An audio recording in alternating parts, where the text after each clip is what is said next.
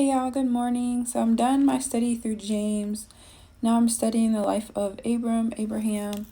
I'll share some of it with y'all, I guess. But really, this is more so to encourage you to just really build a personal devotional time where you're spending it with God and giving yourself and giving Him an opportunity to speak to you for you to hear from Him, so you know what to do. But yeah, I'm studying through this because it's, to me, focusing on like trusting God and just going for what God has for you and living your life in obedience. And yeah, we'll see how I grow and how the Lord speaks to me through this study, and whatever He allows me to share, I'll share with y'all.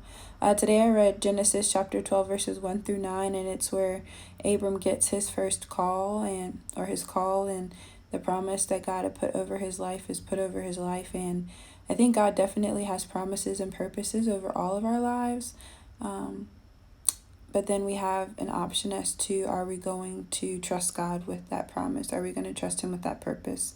And that trust looks like living our life in obedience. It looks like us doing what He says, going where He commands, and following His instructions along the way. I love how when Abram got where he was going, he built an altar to the Lord. Like, he didn't lose sight of God when he got there or when he saw what God had for him.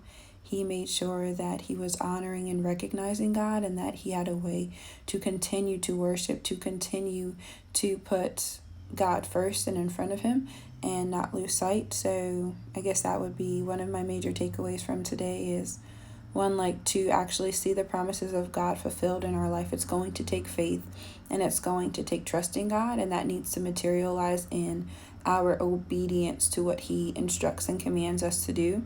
And then as we are journeying, to never lose sight of God along the way, to never take what God is doing in our life for ourselves, but to always give Him the glory and the honor, and to make sure that we're developing and continuing in this discipline of worship and praise, and just giving God thanks and appreciation for all that He is doing, and keeping our eyes fixed and focused on Him.